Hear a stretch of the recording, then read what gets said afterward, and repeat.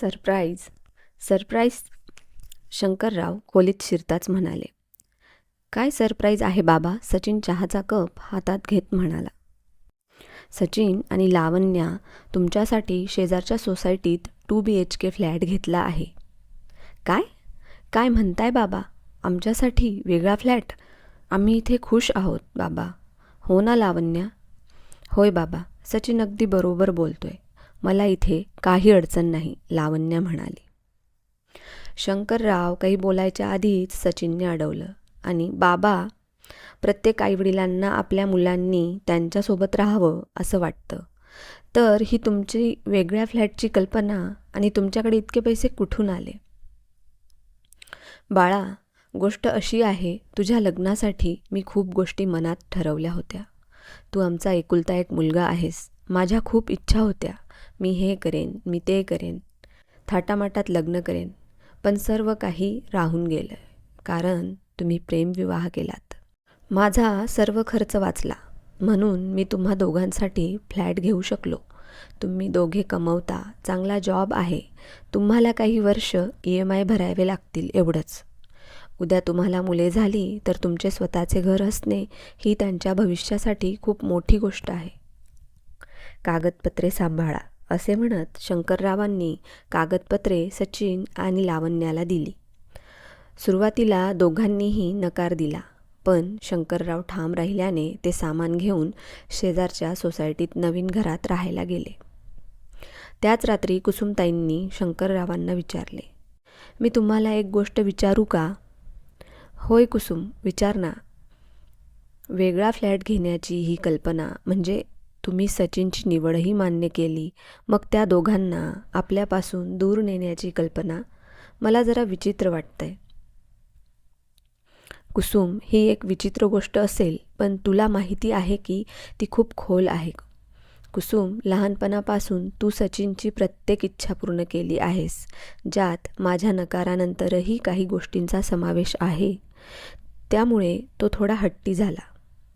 आपल्या इच्छेप्रमाणे वागणे त्याचा स्वभाव झाला. तो इतका की त्याने आपल्याला न विचारता, आपल्याला न पाहता गुपचूप एका वेगळ्या समाजातील मुलीशी लग्न केले.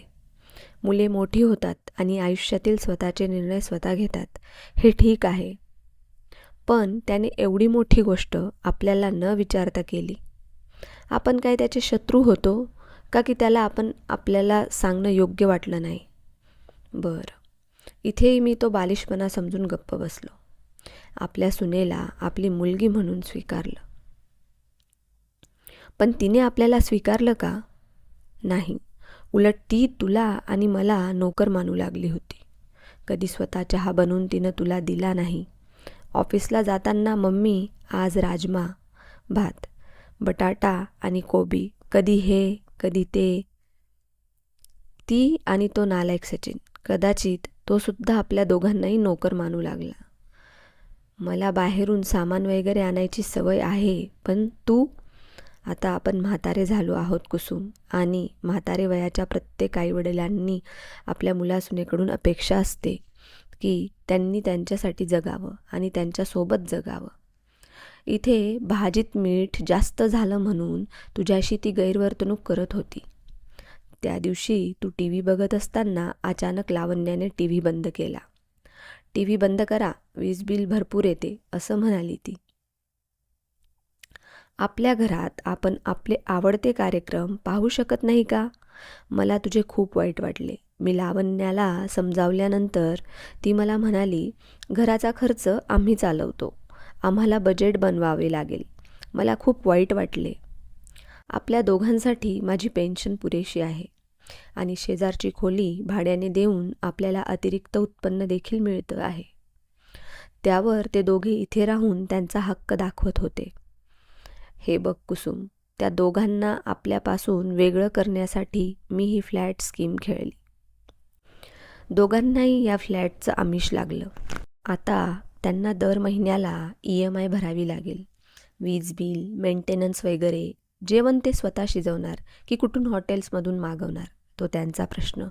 मग त्यांना कळेल की पालक कसे असतात आणि त्यांच्या अस्तित्वाचा किंवा त्यांच्या नसण्यातील फरक काय असतो. पण हे सगळं करणं गरजेचं होतं का? कुसुमताई म्हणाल्या. कुसुम मधुमेहाचा रुग्ण असेल तेव्हा तो कडुलिंबाचा रस देऊनच बरा होतो. त्याला आपण गोड जिलेबी देत नाही. आणि असो, आपण त्याला कुठेही दूर पाठवले नाही. तो जवळच्याच सोसायटीत राहणार आहे. त्यामुळे आपण त्याच्या आजूबाजूला असू.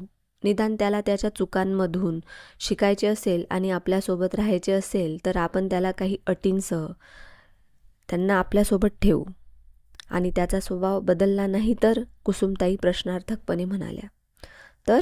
तर आपण दोघे आहोत. आधीही इथे होतो, आजही आहोत. आपण एकत्र खाऊ, सोबत राहू, पण स्वाभिमानाने. यावेळी शंकररावांसोबत कुसुमताईसुद्धा हसल्या.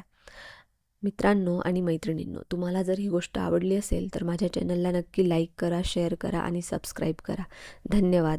पुन्हा भेटूया एका नवीन गोष्टीसह.